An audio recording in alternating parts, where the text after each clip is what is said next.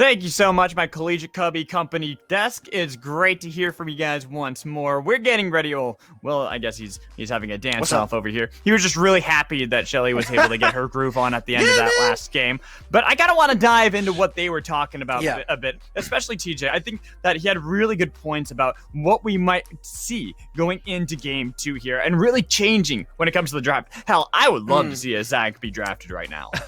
Yeah, honestly, when we look at Boise State, the desk already covered a lot of it when it came to their way they want to change. But everything they said when it comes to changing up the draft, changing up pools, you also mentioned maybe flexing some different roles coming in, maybe putting Ascent in the mid lane back again where he was starting in there could be a good thing.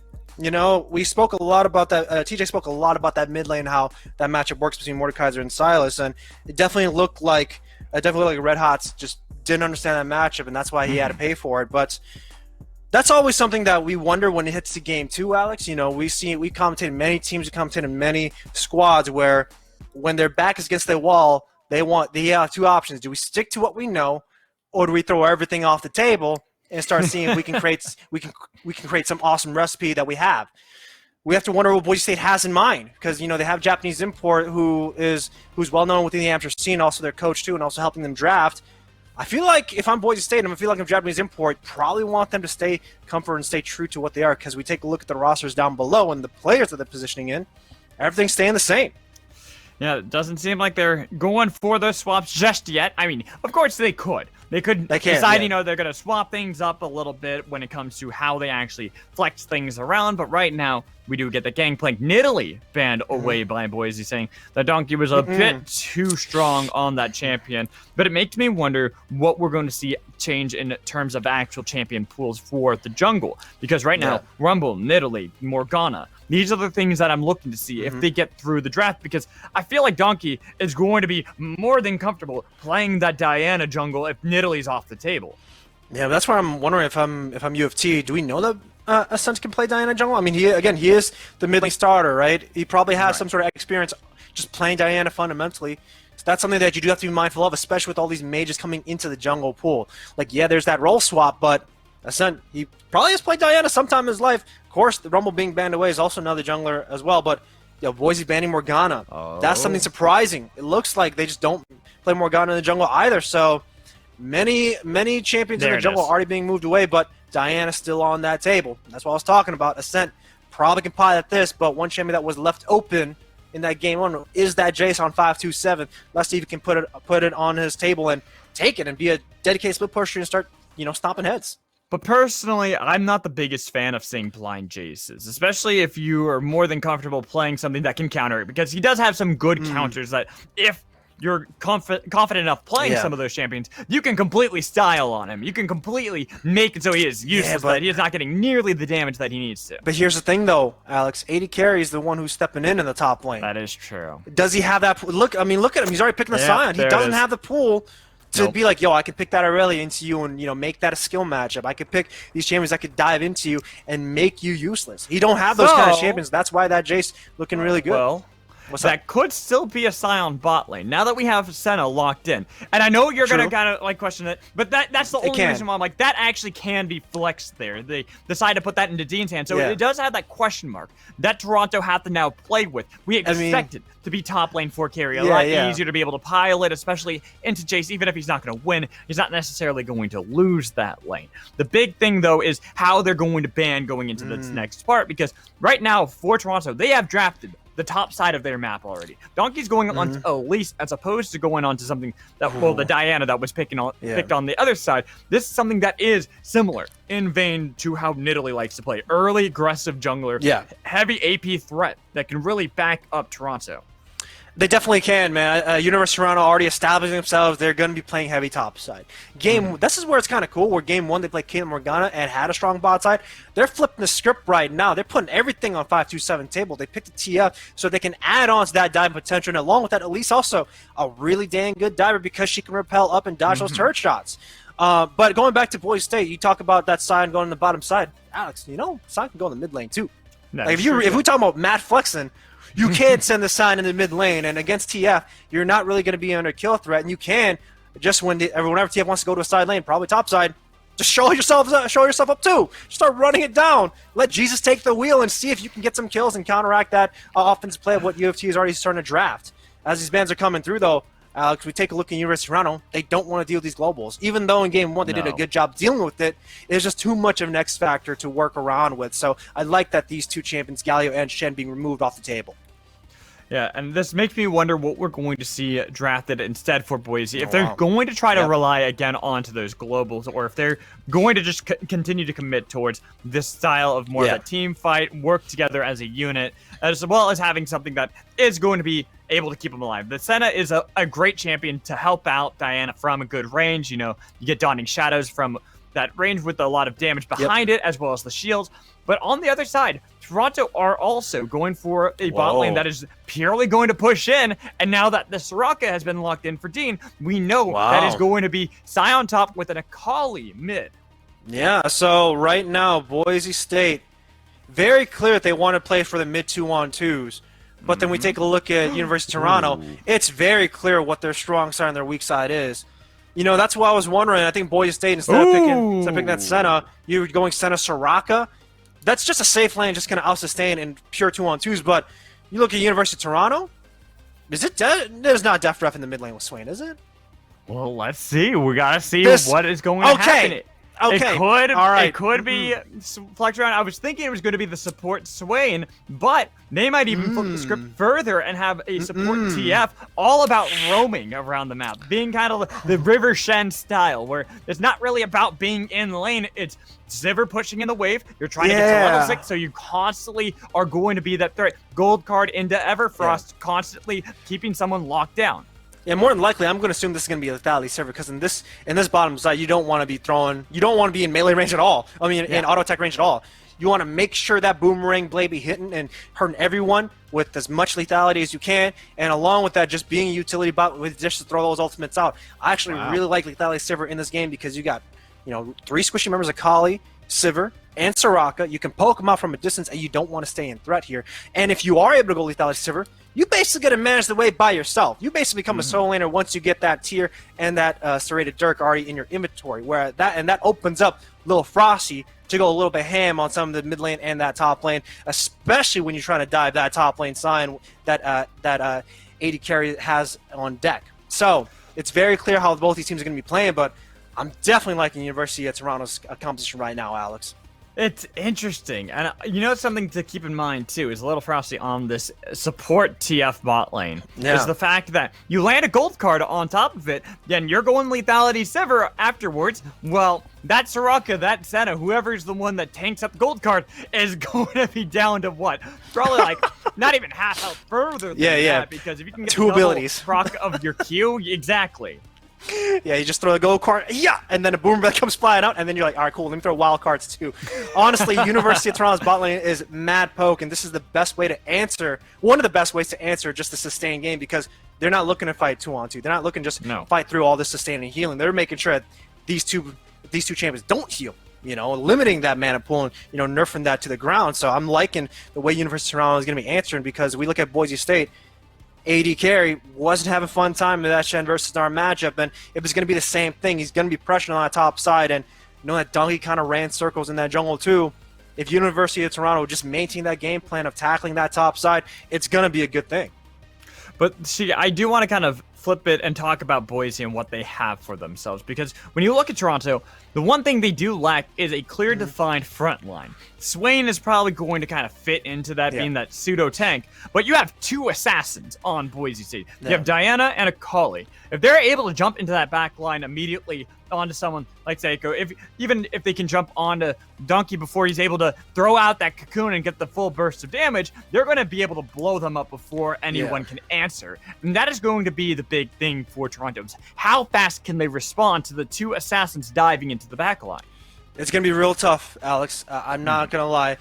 That's why I like that University of Toronto put the Swain in the mid lane, where you can't really dive Swain when he has all that ultimate up, man. He's going to be draining all that HP, and he's going to be relatively tanky, and that's why I like this swap at the end of the day.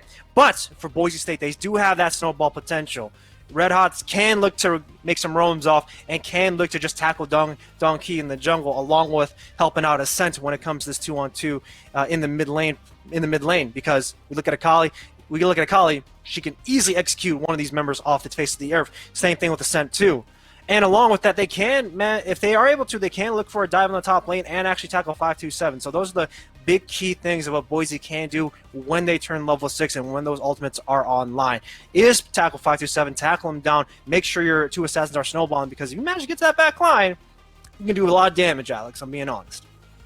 There are a lot of tools for both sides. There's a lot of tools, I think, for Boise State to be able to kind of utilize their comp. Plus, I do like that they have this weaker side bot lane, Senna Soraka. What are you really going to be able to do to that? You're kind of hoping that Elise can kill that Soraka before she's able to get off a heal, but then Senna can keep her alive for a good long while. Then afterwards, when you have team fights, you got a Scion who's going to stand in front of them, Diana Akali diving into the backline. Well, Toronto do need to be able to, like last game, be able to get the snowball early on. It's this mishmash of elements that they have for their team. They have the roaming elements coming in from the Twisted Fate and the Swain, as well as that push potential from a Sivir. But they also need to be able to have this early game from Jace and Elise if they really want to be able to succeed. Yeah, that's where I look at Boise State as going back to Boise State too, Alex, where we talked a little bit about Senna and Soraka. They do scale really well in the later stages. So as long as they survive that early landing and make sure they get to that point where Senna's just making sure she's being able to get all those stacks in, she's eventually going to be able to outrange Sivir and Boomerang or outmaneuver that ability. Then it looks pretty good. It's all about that small little window of what Boise State has when it comes to snowballing that level 6, and then from there transitioning that so that Senna and Soraka can basically, entering 5-on-5s, can sustain everyone else from the back end. And when we take a look at that, University of Toronto, they don't really have a lot of options when dealing with that back line. So University of Toronto, snowball early, Boise State counterattack level 6, and then from there stalemate until the late game. That's how I'm going to see this game.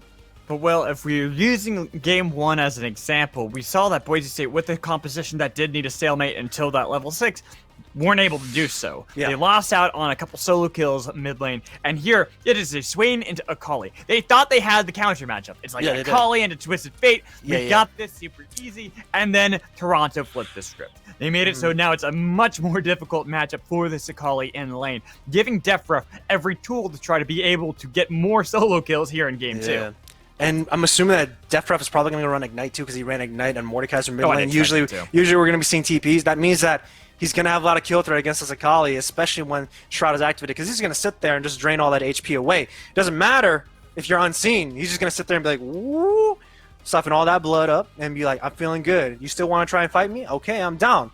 But Boise, though, I want to see roams, man. That's the one thing I do want to see, because that's something that we didn't see a lot in that Game 1, where we didn't see Dean move from bottom lane into the solo lanes. Even though it can cost a lot on that bottom side of the plates, you got to get that Nocturne snowballing, man. You got to get that Shen off the ground, too, and that's where they have to kind of get that going. How do you do that in this game? Senna Soraka bot lane. That is a sack bot lane if I've ever seen one. What are they going to really be able to do unless... You roam as a medic. You roam as medic. The ambulance, you're just kind of moving around. Exactly. Against the Sivir lane, though. The Sivir is just going to push so hard that if you're not there, there's an easy opportunity for Donkey to dive. It's difficult for me to imagine this early game for Boise State. It's already hard enough because you don't really have a lot of wave players, Senna and Soraka, so they're going to be pushing a turret all day, every day. Same thing as Game 1, if they're playing for plates, why not just move up and why not just help out and answer where Donkey wants to be at? If they're going to be looking to dive topside, if Dean's there for the counterattack, it can change a lot, Alex. Because more than likely, Dean isn't going to get tackled by the Cocoon. He's going to be there making sure that damage that's through the Cocoon is going to be stopped all day. So that's what I really want to see. I think if Boise identifies and gets a solid download of where Donkey's going to be at, then I see them winning out in this early game. But that's what it all is at the end of the day. It's about, can you read the opponent? Can you get that download? And if you are there first, you know what they want to do, you can easily set up the tools to answer, and that gives a bigger advantage no matter what in any game. But see, now here's the next question for you, Will, because we kind of talked about bot lane, how we expect Sivir, Twisted Fate to be able to shove in pretty hard. Mid lane too, but that also then, if we look top lane, we're expecting Jace to be able to push in too. That means 3 losing lanes for the side of Boise. There is a lot of opportunity for Donkey to be able to attack Boise State. That gives very little room for Ascent to be able to do the same. 100% correct, Alex. I mean, across the board, definitely losing lanes, but you have to see what you can do with it That's what Boise has to go for, man. What can I tell you? They have to get that download. Remember what I said, man. They have to go for some high-risk plays to answer some of this early game of what University of Toronto has in store.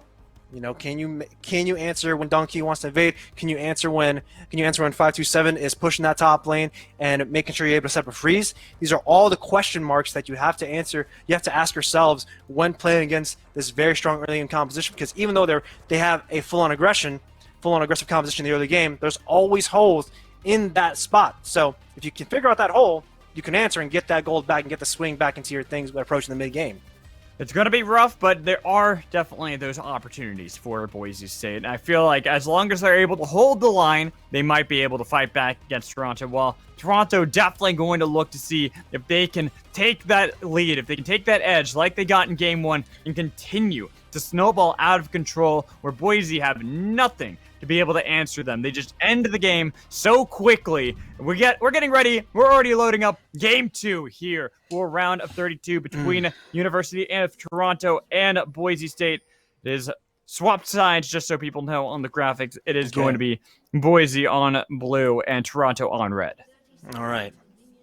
And looking like University of Toronto, setting up a defensive level 1 with Scion. Of course, full charge Scion Q would be hurting, man. Okay, they put on some grooves too. Okay. All right. They're giving you the dance party. They're giving you that dance party. That's what I want to see. Good stuff, guys. I appreciate it. We dancing today, Alex. That we are. But I'm also kind of looking at, what everyone's purchased to begin with. Then curious still to see that it is going to be. Yeah. Goblin? I was about to say it's still the fasting Senna with Soraka bot lane. That's but not really, because who's farming? That's what I was gonna ask. Who's making potatoes and corn? We'll have to see what happens. You don't make potatoes and corn. You grow. All right, my bad. Well, you can still make potatoes and corn. Oh no, you cook them, but you can't really make them. I could say I'm making potatoes, and then be like, "What kind of I'm making potato salad. Done." What do you mean? I'm just saying it's improper when you think about it. Sure. All right, we're getting the English definition off. Cook and make, same thing. Yeah. All right, but going back to this. Wait, look at the other side. Look at. Oh wait, Death is bot lane. They've sent Frosty mid lane. Oh, yo, this is what I was talking about. University of Toronto, man. They sometimes be doing this because this is where Swain and Answer can actually look for these kills. That's already the ignite used. The heal flashed in. Oh man, flashed as well. Just need one more, but they couldn't get it. Goblin doing enough damage onto Def with the slow, but now they're gonna be able to pull back in, and it should be first blood over for Seiko. There it is with one more auto attack. Okay, all right. We got a little bit of a change up as well, where we are gonna have a mid lane matchup that is in favor for Red Hots, but the swap from Def and Low Frosty is a big thing. Production, can we get that swap on the screen too, where we set Def on the bottom side? That'd be much appreciated. But first, let's take a look. This is a good pull. Yeah, this is where Swain actually beats both of them. This is how Swain actually works really well into bottom lanes that are basically seen at the range of the E. We look at Swain's worst matchups on the bottom side. It's usually champions that have a dash that can actually avoid it. Like Lucian, like Vayne. Those are champions that actually hurt Swain a lot. But then when you're an immobile champion that likes to sit at a mad range, Swain abuses that and punches that the best way. And that's where we're getting a clear way of Def making sure he is punishing that Senna and Soraka, and I'm loving it. Well, and see, now this gives us a new thing to talk about, because we talked about how Swain's really good in Akali, but it's also amazing in Senna and Soraka, and I'm glad you had highlighted that. You were talking about how it is such a good pick into this, as we see Little Frosty waiting out that Twilight Shroud, flashed in with the gold card, getting the flash out of Red Hots to be able to survive, but going back into the spot lane, there's so little that Dean and Goblin are going to be able to do, because Def is just going to constantly look for these pulls. It's forcing a set to have to play around this bot side now. Yeah, no flashes being up, but they might be able to fight through level 2. They got the root onto Seiko, so they should be able to get the kill. There it is. Giving it over to Ascent is going to be nice to be able to get this assassin starting early. Yeah, but you see how low Dean and Goblin were in that 2-on-2 while Ascent showed up? That's the danger of playing into the Swain, and that's why it works out so well on that bottom side. It's a good thing that Ascent managed to pick it up, because Diana is a good champion that gets to it. Look at all this damage that comes through. The only thing that unfortunately occurs is that root that you mentioned from Seiko getting caught out, because I think if he actually managed to walk away, then I think they actually managed to make it out because they don't really have a lot of utility to create that sticking power when we look at Soraka and Senna and Diana. Regardless, though, the one X factor that I'm going to quote Mr. Matt Ginseng from Winthrop, who is the assistant coach there, is, oh man, they got Diana. Then if he gets 4 kills, then it might just be game over because Diana can't pop off.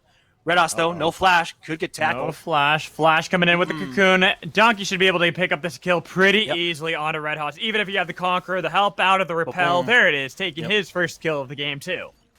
All right, solid answer when it comes to answering Red Hots, making sure that this Akali isn't going to snowball as well as it can be either way. I'm liking that a lot. But for Donkey, making sure it puts work. Just going to take a look at this replay real quick, though. It seemed nice out of Red Hots at first, being able to dodge it, but unfortunately the flash that had been blown earlier made this so easy for Donkey to be able to show up. Yeah. He tried sidestepping it too. Unfortunate that the cocoon covering many options. Just going to repel and just get that last bite too. So Donkey getting that kill. Looking really good. Wait. Press the attack on Elise? Okay. Yeah. I didn't know that was a thing. Okay. That's been a thing. Well, Death Ref right now. Taking a lot of damage. Going to be killed by Goblin as Seikomo trying to get the 1v2 fight back on. Has a lot of damage here. Forced the heal. Getting the dodge coming in. But Ascent's on the other side. So even if Seiko was able to turn it around, it wouldn't have been any good. So they get 2 kills now over to Goblin. Remember that I mentioned if you were potentially rocking Lethality Sivir and Twist of Fate, you can just wave clear all day and just match poke them out. This is where I got to criticize University Round because you don't want to fight 2-on-2s, man. They got mad heals. Just get that hook in, get the grasp and that boomerang blade, and then we're looking okay. Well, right now we do have the Grievous Wounds at least picked up for Seiko, but taking a look at this replay, I think it was just good roots coming in from the side of Boise that made it so Def Ref was disrespecting a little too hard. Yeah. Yeah, so that's just what it happens when you fight on 2-on-2. Like, you never want to fight on 2-on-2 against Soraka because they're both healing each other. Exactly. You know, you can't be doing this. Why do you think we said it was a sack bot lane? It was a lane that we didn't expect to see this much action just because what are you going to do against them? Heal, heal, heal, heal. And now even with the Grievous Wounds that you've been able to get for Sivir, it's really not enough to stop them. You're going to need that from Def Ref too. Yeah. So far, though, both these teams are going to be looking to pressure this dragon. Level 6 is only online for Red Hots. When Ascent is 6, then they actually can look for some of these fights. But I love that Lil Frosty and Donkey are moving aggressively. Cocoon's going to land. Nice. Ascent had to flash away. The follow-up with the repel, getting a lot of damage coming back. But they weren't able to turn it around. Now they do. With Def Ref Seiko on the other side, they had at least perfect execution onto Little Frosty. Oh, he's going in. Shuriken flip. He went in, but now he's taken down by Def Ref. All right, perfect stuff, man. That was all off of the invade of Frosty and Donkey. Surprised that Cocoon actually landed, but managed to work it out. The only thing that actually cost him was that Donkey took a turret shot, man. If he didn't, I'm pretty sure he would have stayed alive. One-on-one on the top side. Carry. This is looking precarious, and now another solo kill, but this time top lane. Yeah, solo kill plus 25 CS lead. 4-5-2-7. Looking really good for themselves, but this is a lot closer of a game, though, Alex. Let's be honest. Game 1. Oh, yeah, for sure. University of Toronto was running rampant in this game. God, Boise. Def Ref, though. Go ahead. This is how you should be playing at 2-on-2. Nuts. This is how you should be playing 2-on-2s, man. And waiting it, because he's maxing that. You know it's the first thing that's going to be back up. They're going to be able to get another heal to be able to keep Goblin and Dean safe. But the turnaround now is attempted, coming in from Goblin, getting a lot of damage on Def Ref. Dean taking pretty low, but so is Goblin. They're going to be able to get the heals. Again, the pull is coming in. Forced out the wish. Tries to get the boomerang blade, but could not get in range. Lucky that Dean was able to get ult just in time to be able to save them bot lane. Yeah, that's how you should be playing that at this bottom side of when you're swaying. If the stun doesn't land, then don't go for it. But if it does, you continue to fight through. They're looking to get some more action coming in. And look at that gold card on top of Dean. He could not be healed up long enough. And they've got Goblin routed for 2 more kills. The rest of Boise trying to be able to show up the Assassins going golden right in the middle. Double kill comes in from Little Frosty. Unfortunately, was not able to get that Moonlight to be able to connect. Yeah, unfortunate, man. He activated that ultimate. I thought he could have potentially made a wipe, but he died in that little time frame where the ultimate could have called him off. Red Hots, he wants to make it spicy. And look at the shield. Perfect execution. We'll be able to at least get a little bit of gold back over for Boise. All right, good stuff from Boise, making sure they're answering back. But I'm surprised at University of Toronto. They probably were not going to be looking to pull this dragon as yet, it looks like. But take a look at this bottom side dive, man. Super good stuff from Little Frosty to get that stun off Dean. And it's only Goblin left. A little bit unfortunate that Boise is just a little bit late on this rotation because all 5 members are down here. Ascent making a questionable play, but he goes in, and then because he gets stunned up, he doesn't get the chance to activate that ultimate. And it actually cost him a lot, but Red Hots later on gets that solo kill on Aseko, which is a good thing to answer back. It is, and here, I feel like it was so close just a minute ago, but now with these great rotations and great plays coming in from Toronto, they've been able to carve themselves out a 2,500 gold lead here, just shy of the 10-minute mark. Constant aggression, we thought maybe could help out the side of Boise just because it hadn't been going perfectly for Toronto, but now it's slowly bleeding back over. You look at Frosty, got a pretty good lead in that mid lane. Top lane's got a massive lead for Toronto. Now they're looking for more plays bot lane. Even with the root, look at Frosty on the other side. He didn't have flash, unfortunate. If he had flash, that gold card would have connected. That would have been a kill. I'm just surprised, though, that University of Toronto have been putting so much pressure on the bottom side. We looked at draft. We see this draft. We're like, oh, you guys are going to, be playing towards the top side against Carry because you got that Jace. You want to make sure 527 is having a winning match. But instead, they're flipping the script and putting on the bottom side overall. Why? Because Dean and Goblin are low mobility champions. They hit up that gold card. They get tackled down. 527, though, he's going to get punched in the face. Take a turret shot. The train had to flash nice away. Flash. That's a lot of damage coming back in with the help of the turret. But 527 has a lot more damage than Carry does. The flash coming in to be able to survive Ascent. On the other side, looking for the Crescent Blade to be able to connect that one. Pale Crescent has the Moonfall. The damage coming through, and Ascent will be able to pick up the kill. I'm surprised, though, that 527 did that much damage without all of his tools in his kit, man. Definitely something that they have to be mindful of if I'm Boise State. Nice little hook again. This is what I'm talking about. Goblin takes so much damage, but the heal's there too to be able to keep Goblin alive. And keep in mind, there are 2 Grievous. Another one, though! Another pull with the Sonic to be able to blow him up. It's that mind game, Alex. When you're playing Goblin, when you're Dean and Goblin, you feel like you can fight these 2-on-2s. It's like, oh, you know what? We can heal it on through, but this is that power of Swain, man. You land that E. You start off that fight, and then you bait him in to continue that fight, and then you get it again. It's always going to be the case because you look at Goblin and Dean, in order for them to heal, they have to fight. That's what you usually want to do. You want to try and poke them out, but the Swain is being such a pivotal pick on that bottom side, and it's working out beautifully. I know, we got to take a look at these replays. How many has Def Ref landed in this bot lane? I feel like he's landed almost every never move possible. Yeah. I mean, the only thing they haven't blown is Dawn of Shadows from Goblin. Yeah. If you want to use it. Yeah, but then again, you have to hold yourself still for them. And it's like, he tried to use it just to be able to get the shield, but there's too much damage. That Demon Flare out of Def Ref to be able to get the immediate explosion of damage. And now he's completed a Zonia's into that bot lane too. Completely rushed that. We got to see it play top lane, but just the repel from Donkey to be able to get out of dodge because Ascent nearby is going to be a scary threat nonetheless. And the biggest thing, though, is that you're denying Farm away from 80 carry, which makes him a much useless of a tank. And along with that, you're making sure the laning phase is still going on. 5-7 actually had a chance of taking out a top outer turret, but he leaves it standing. Why? The longer you maintain his laning phase, the better you're going to be winning. But look at Goblin again, man! Come on! You got to sidestep these, bro! You can't be walking up taking those in the face. You took way too many. He's just dying left and right. 4 deaths already, Alex, by the way. 4 deaths. I'm telling you, though, Def Ref is on point with these, too. It's like, not only is Goblin not sidestepping it, but Def Ref has been predicting every single movement of Goblin, constantly been able to harass the Senna, not letting her get away with anything in this bot lane. Along with Donkey in the mid lane, too, getting some more plays for himself. This is where 5-7 can look to end in. He wants to turret first before he can dive. Going to be able to get the choo-choo train with a little bit of damage, but he's going to be able to take himself a turret, even with the smash. There it is, turned around the shield to be able to take him down. And he's got the gold card, help from Frosty. Nice, keeping the top lane alive. Even though Ascent is on the other side, cutting the minion waves. Bot lane gets another flash and heal on Goblin. Red Hots nearby, trying to see if they can at least get the Demonic Ascension coming in with the Demon Flare. He's still alive. They got the kill on the other side, but look at the damage that is there. I like that. He's still alive. I like that. He's able to pull him back. Oh, no! Finally shut down, but the damage coming in from Seiko, forcing Goblin and Dean underneath the turret, barely being able to survive themselves. Oh, man, that was a real close fight on a 3-on-2, but it was a 1-for-1 at the end of the day.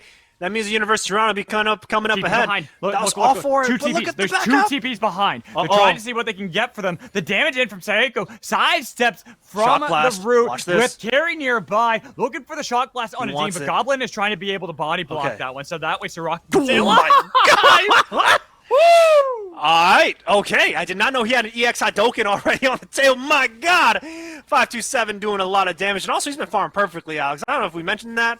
He's 140 CS, 14 minutes in. He is optimally making sure he's getting as much money as he can, making sure he's making a lot of value. And we look at Boise State trying to answer this. This is where it get a lot more tough. The game was a lot close for sure compared to game one, but 527 can now just probably fight a 1 versus 2 against Dean and Goblin. They're committed to this lane swap.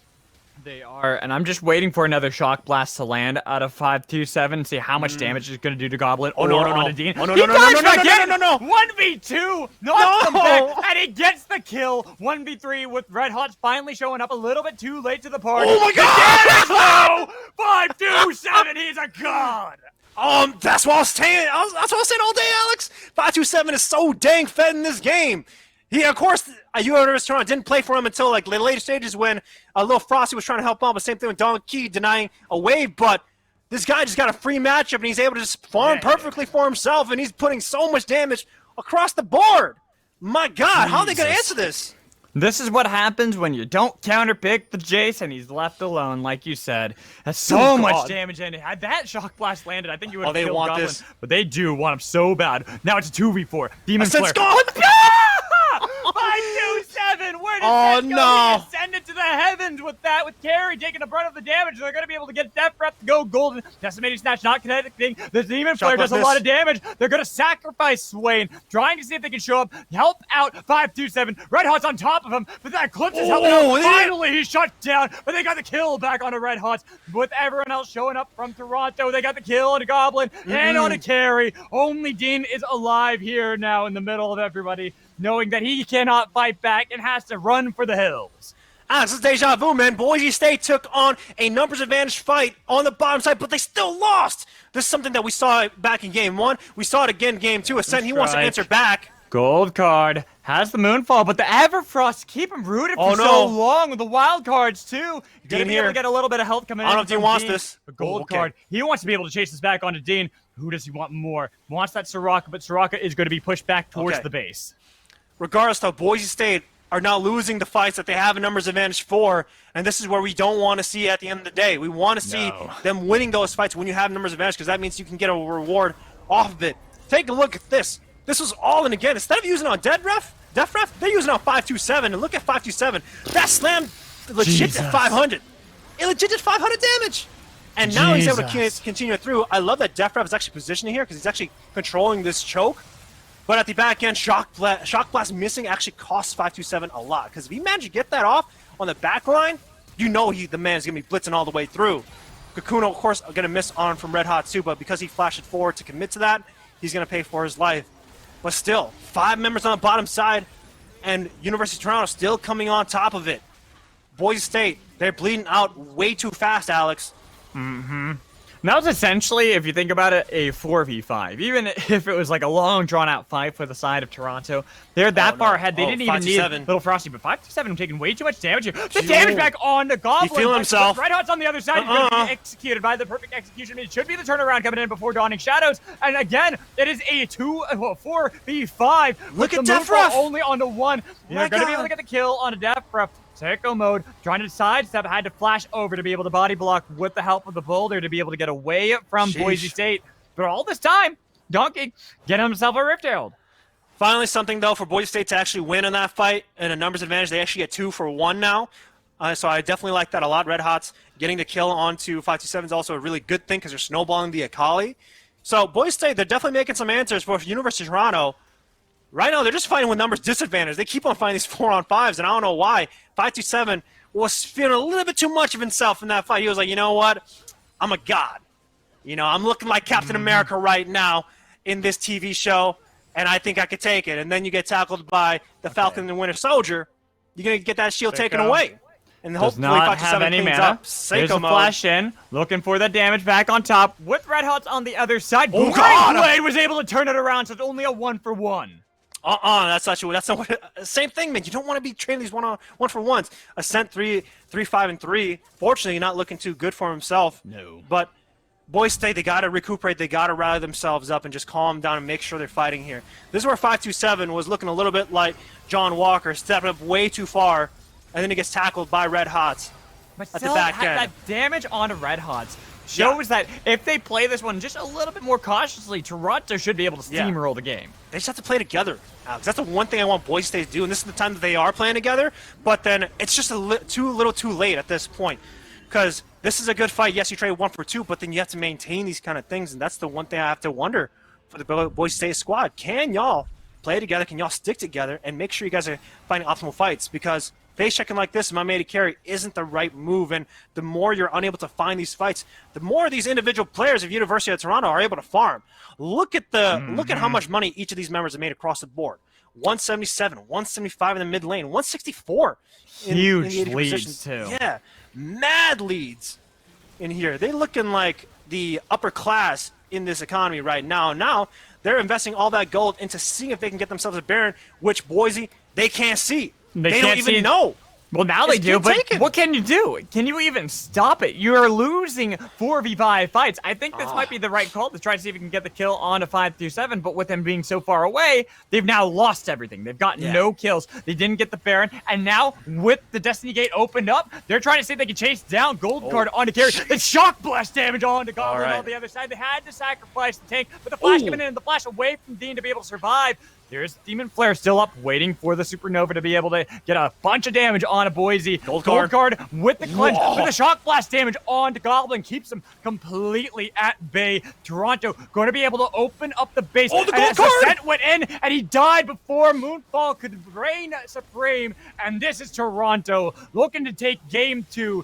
Just as, maybe not as clean actually, but just as fun and just as entertaining as the last game will. This is the final stand from Boise, and they can't stand any longer. Red Hots into the back line, was able to get the kill onto Death Reps, but they lost everyone else during the fight, and they have minions here, Will. Game 2 gonna be secured by Toronto as they get the final kill on the carry.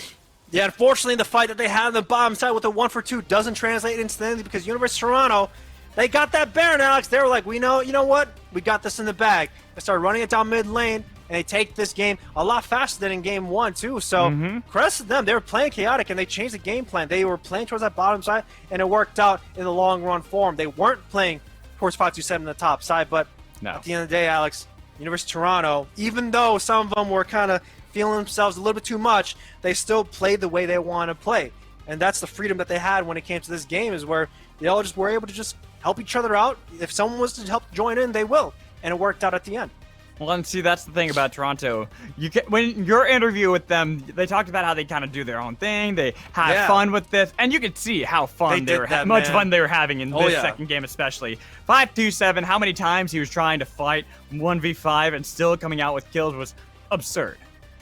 Honestly, man, and this all started with that lane swap, that role swap actually from Def Ref and Lil Frosty from the mid and support, and it worked out for him at the end of the day. And you know, we didn't really talk about early on that Swain matchup into the Senna and Soraka, but Swain checks a lot of these long range AD carries and these supports, and that's probably the best example of where you see Swain punish these two champions, and it worked out for him. And congratulations over to Toronto getting that 2-0 victory here in the round of 32 to move on. We're going to toss it back over to our Collegiate Cubby Company desk. So, Cubby, why don't you guys take it away? Thanks so much, Mad Magical and Showing Walk, for broadcasting those 2 games. And what a quick 2 games they were, as the University of Toronto Esports making a statement. I know that we saw their rivals UWO win earlier today. They said that they want to go toe-to-toe with them in the Collegiate Championships. And man, a 23 and a 22-minute win, that's one way to make a statement and move on throughout this tournament as they get the best of Boise State. And I do want to start with Boise State and there, as Dylan, you talked the last time about how you felt like they weren't exactly there with the role swaps and lane swaps. TJ, I kind of want to give you that question now after we've seen 2 games of tape, and unfortunately those are the only 2 games of tape we're going to be seeing on all of Boise State. So what do you have to say about what this team is able to bring to the table and show off in this tournament? I think they underperformed, or maybe the role swap was just a really big deal because coming in, it was a little bit disappointing to see the way that things were being played. And that's across a bunch of different players. It wasn't like, oh yeah, this one player super underperformed or anything. It was just as a team, it kind of looked like they were lacking some fundamentals or decisiveness or just ability to execute on specific micro plays. So relatively underwhelming performance from them today. Yeah, and coming from a player perspective, these guys must be pretty disappointed and devastated with their performance and how things panned out, and just them being a little bit unlucky not having their full 5-man roster, because I think everybody can agree that their full regular roster is a pretty solid collegiate roster. Like that's a roster that you expect to get top 16. Depending on who they draw, they could even go as far as like top 8, maybe top 4. It just didn't pan out, right? Something happened with their coordination, their communication. People weren't comfortable in their champions. Whatever it was, the problems just stacked up too high, and I'm sure that the players feel pretty bad. But honestly, making it this far is an accomplishment in and of itself, and they should be proud of the way that they played and the fact that they were still willing to play on the national stage, even with like role swaps and uncomfortable champions and things like that. Yeah, and props to Boise State for, of course, putting their best foot forward. Not what we wanted to see out of them. We know that they have a little bit more potential, and that's one of the reasons that we're being a little bit hard on them. But also, I do want to dive into the replays and start giving some praise over to the University of Toronto Esports, who did take the 2-0 in dominant fashion, even having a bit of a role swap in this game as well to put that Twisted Fate mid, the Swain in the support role. I know that, as Chilling Walk mentioned, they love the flexibility. They feel like they really meld together as a team of 5, and having everyone play dedicated roles is something they don't feel like they need to be successful. We saw that come to fruition in this game as the swap ended up panning out pretty well for them.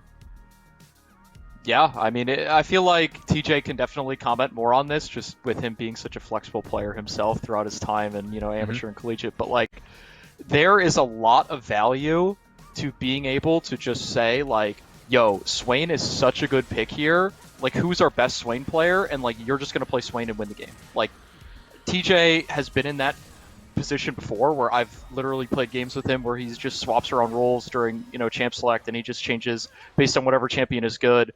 And, some people will call it, like, cheesy and whatever, but at the end of the day, you do what's going to get you the win, right? And if that's what's going to give Toronto the best chance to win, I'm super happy to see that they're willing to pull that out. Right, and so with that, I'm kind of wondering how that'll stack up when they play against teams that have a better performance on the day.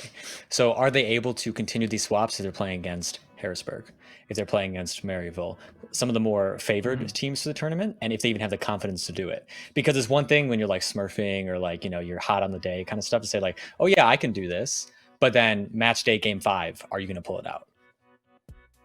Yeah, and I mean, that's some guts coming out from U of T, and they were definitely able to pull that out, as we saw that positive skirmish with the Twisted Fate and the Elise finding the 2v2, and skirmishes was about all we had. I know that we had so many replays coming in. We're keeping our replay ops very busy in this one, as we are going to have one more of a pretty dominant bot lane fight, once again going over the way of U of T. It felt like this fight was 4 minutes long. We took the highlight where it's the one that we felt like was the most one-sided over to University of Toronto, as really punishing this Soraka setup pick. They were forced off the wave by Sivir, Swain, and TJ. They were able to make it happen and cash in on this bot dive.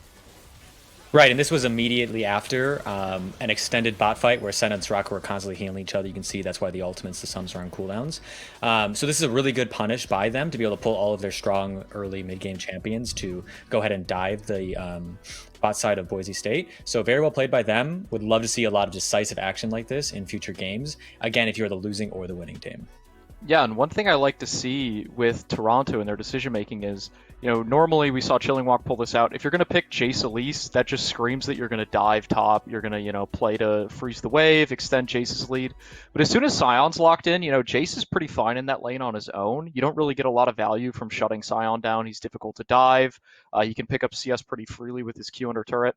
So I'm glad to see that Toronto had the wherewithal to realize, like, why not just punish the Soraka Senna, right? They're both pretty immobile. If you can burn their summoner spells, like TJ was saying, you can actually just, use the Twisted Fate Destiny and go down towards the bottom lane and impact there. So it was very impressive to see them kind of make that mid-game adaptation and realize what their win condition was. Yeah, I'd love to see that out of the collegiate squad. We talked about some of the history that they have as a club. A lot of talented people coming out of that space that have worked in amateur and even professionally as well. I think most notably Invert and JJ, which we brought up, Airy as well. There are even a lot of amateur people that have come from the University of Toronto, like Coach Deos works out with Mirage and Dignitas Mirage quite a bit. I know a team manager as well, Lena or Perchance, who has really helped around the scene. And it's good to see another talented crop of players come out from U of T. And I think that my eyes this game definitely went towards the Jace in the top lane, as we have one more replay to show off, as this Jace was showing off the entire game against the Scion, took the lead top, transitioned that throughout the map. And Dylan, for a blind pick Jace, the amount of pressure and just dominance we saw coming out of 5-2-7 this game, it was absurd. Yeah, it's always hard because, you know, the Jace is able to get a pretty free lane phase into the Scion, and he's able to just scale up into this point. And, I mean, you could make the argument that, like, you blind pick Jace against, you know, Chippies, and this doesn't happen because he has a counter pick ready. He has, like, jungle pressure. But I think 5-2-7 and his team just felt so confident that, like, the jungle pressure wasn't going to be there from Ascent. There wasn't really going to be a top counter pick ready for it. And if you're that confident in your Jace, and we saw why he was playing these fights so well, it just felt like he was able to take over the game. Take over the game he did, and the rest of his squad did, as University of Toronto, they started the Baron at 20 minutes and ended the game before the 22-minute mark with the purple buffs at their sides, as they were able to take this game too. And before we wrap things up completely for this series, Command Attack, I want to get a couple more of your thoughts in general for U of T. What do you expect for them showing off a rather dominant performance against a team that we thought would hold up, give them a little bit more of a test? U of T said, nope, we're going to cruise to a victory and now move to the round of 16. What are your expectations for this team and what they were able to show off on the day? I think they showed off a good performance against a team that was underperforming. Again, I'm wondering how that'll stack up against teams like Harrisburg, etc. The big concern that I have is that when they were ahead, I was wondering how seriously they were taking it. Because if they were taking it super seriously and then they were having that extended 4-minute bot fight, that's where it starts to get a bit questionable, because a better team will punish situations like that. We saw Kali grab a couple 700 gold shutdowns, and stuff like that can be super game changing. So I hope that that wasn't them playing like 100% seriously, and it was more like, oh, we're winning, let's have some fun. So going forward, I'd like to see them maybe take it a little bit more seriously, especially because they don't have a ton of practice experience. This is their practice experience. So for them, I'd love to see that. Yeah, I think limits are being tested just a bit there as the game went on. Usually that happens when you get about 35 kills at the 22-minute mark. But hey, I know it was keeping our casters busy, as that's going to be it for us when it comes to this series. But we do have one more on the day and some updates from other streams as well. I did get word that Columbia College managed to take 2-0 over Colorado State. So good win over there for the Cougars on a different stream. And right now, Arizona State is in the process of taking a 2-0 as well against NYT. That's over on Upsurge Esports. I don't know if that one's wrapped up already. If it's not, we're going to push that live on this stream. If not, go check it out over there, as we've got a lot of great people working on bringing you the collegiate action throughout the entire day. And speaking of the entire day, we have quite possibly the best match left for last. You might have recognized the jersey that Chilling Walks got on. That is of Bethany Esports. His where he goes to school, and we're going to have to see what his team can bring to the table in the last game of the day on our stream, as they're going to be going up against UCal Berkeley, a matchup that I know that we've been excited for on the desk. And TJ, I know that you were not going to be joining us as the guest for that one, but I do want to get your thoughts while we still have you here. What are your thoughts and predictions going into that one? I know that Bethany is a team that you are somewhat familiar with, being around the north as well. What are your thoughts on them? And then UC Berkeley, what you managed to catch on them too? I think that it should be the closest series. Again, we keep saying that as the games go on. But theoretically, that we swear this time, to our knowledge, there are no role swaps, nothing funny is going on there. So that should be the closest game we've had yet. And that's where it starts to get exciting, because you'll actually start seeing players like maybe pull out those weird comfort picks where it's like, okay, I really need to win this game. Or maybe there'll be a lot of nerves and a player will underperform.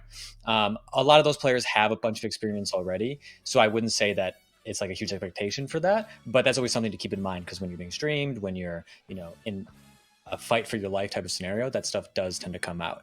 In terms of Bethany, I think they've got some solid stuff overall in terms of team play. I know they play some weird stuff like Brand bot lane, like Nunu, and those are the champions that players do not know how to deal with. Nunu in solo queue just runs it over, so if they can turn it into a solo queue game like Nunu, it would be crazy.